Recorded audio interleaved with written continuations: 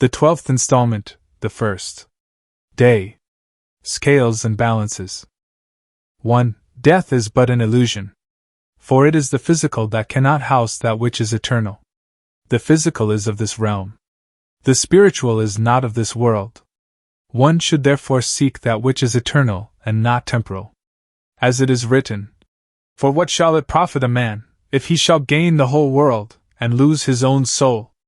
But many seldom attain to the tapestry of my soul, and hence our souls, seeking the mundane cares of this earthly realm instead. 2. Exchanging goods and the materials of this earth, as if there is any real intrinsic value to the objects themselves. Objects that are fleeting.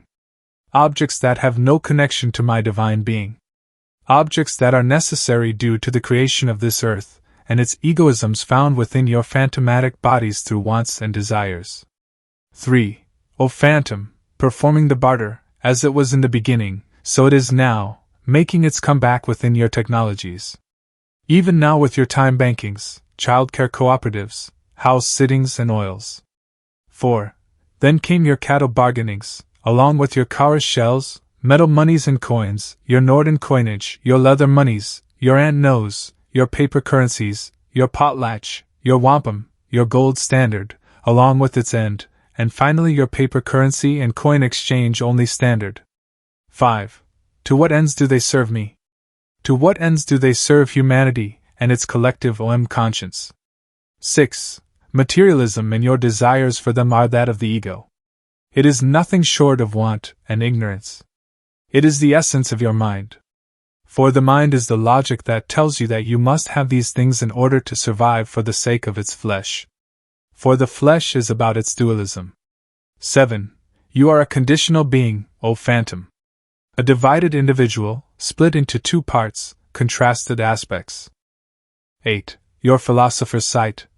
It is the use of two irreducible, heterogeneous principles, sometimes in conflict, sometimes complementary. Analyze the knowing process of it, says Omnilogos. 9.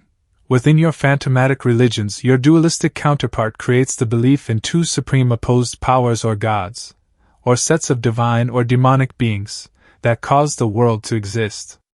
In your theologies, your dualism creates relationships between a deity and its creation, or the deity and the universe. Your dualism is a belief. 10. For of a certainty, it is seen in many phantomatic traditions.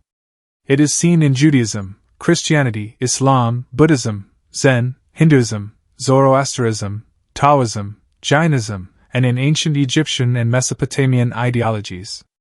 In others, your dualism is a polarity, a biformat, a doubleness, a duplexity, and of a twofoldness. 11. You cite and imply that persons, or their souls, will exist without their bodies in an intermediate state between death and resurrection, and that this entails a form of dualism. This, says our collective is of a wondrous truth. For the two are not separate but are one, within its present state, a transcending from your physical self-structure into its true potential. 12. Your soul is the binding tide that unites, and will unite, with the physical and spiritual. Many cite incarnation after incarnation. Many also take hold to only one journey of separation. Your truth is this: you are never actually separate. Even my Christ, when in its descension and ascension, did maintain his glorified body, separated from its egoic, dualistic physical bodily nature for 3 days and after during his resurrection. Yet, he was and is forever simply my being, I am. Therefore, he is resurrected physically. 13. Teaching all how to shed the old man, your old phantomatic self, your egoism and its dualistic illusionary perceived realities. Teaching all to become one in Christ, and hence one in your collective self. Even your Plato thought that the soul could and would exist apart from the body and would exist after the death of the body. 14. It is the unfathomable. The transcendent self or pure consciousness is beyond conscious perception. Your Prajnaparamita, your Patanjali, your Ishvara or Shiva, as found in your Dvaita, your Vedanta school of thought, tells you of that your theistic God is unknowing. You see me and the world as two realities with distinct essences. This is a form of theistic dualism. It is your henosis or apophaticism, your natural primordial state of being, your Rigpa, the secrets of secrets, and the Mahamudra's great seal. It is your annihilation or learning to die before you die. 15. This is my natural state. My state is primordial awareness, emptiness yet evidential, absolute, clear and transparent, without root. Having many names, but yet unnamed. As the evangelist wrote, "And I saw heaven opened, and behold, a white horse, and he who sat on it is called Faithful and True, and in righteousness he judges and wages war. He had a name written that no one knew except himself." 16.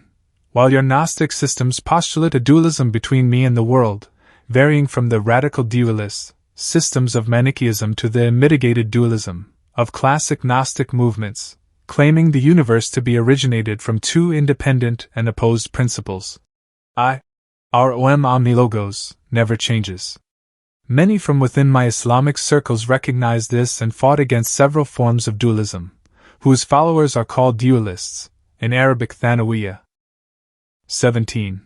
Many see dualism as that of the mind and body, differentiating it as the only alternative between talking individuals and to that of the animal kingdom, including anything that slivers and creeps within this realm. 18. Still, many among my Abrahamic faiths see me as the one monotheistic eternal spirit, whereas my polytheistic people hold me within their various gods, incarnations, chakras and symbolic representations. The real choice, my children, is between a oneness that separates the sacred and the secular, the flesh and the spirit, and a unified, incarnational vision. All of this is sustained by the grace of my Christ and your encounter with it. 19. Many cite the opposite of dualism, monism, a single principle. Contrasting with your egoic systems is only one fundamental category of thing, or principle. Your pluralisms sees within this single principle, or tree, its many categories and branches. But your Om Omnilogos, your Christ, is the one true vine, the collective consciousness of being, Om. Come into me. 20. On the ultimate level, which my Buddhists call Paramartha, advocates neither mind-body dualism nor non-dualism. This is the transcendent thought of simply being the being. Others within my Theravada Buddhist circles cite good and evil, suffering and happiness, wisdom and ignorance. They ascend between their samsara sufferings to their liberation in nirvana. 21. My Zen children cite that we can both have dualism and non-dualism, and that the ideas do not cancel each other out but deal with different aspects of existence. Yet your main principles of Zen philosophy, while denying the ego, focuses on your interconnectedness with the universe, while recognizing attachment as a source of suffering, and the realization that human perception is faulty. 22. Yet your yoga is the process of liberating your spirit from its entanglement with your egoistic self. It is your kaivalya through your Yoga Sutras, meaning aloneness. A peak of unification of no return. 23. O my children, thus says our Om Omnilogos. How can one be one with a conscious universe without recognizing me, the source of the singularity, the point? Creation is the overspreading of myself until egoism was found and given to my creation, as revealed in this realm, within this firmament by the plurality of gods, as found in my 9th installment. 24. Your monism recognizes, accurately, that there are no complete hard boundaries, but then wrongly denies that there are any differences at all. Your dualism recognizes, accurately, that distinctions are important, but then wrongly fixates them. For thou art still a phantom, a fleeting mote of dust, but many are its virtues and vices.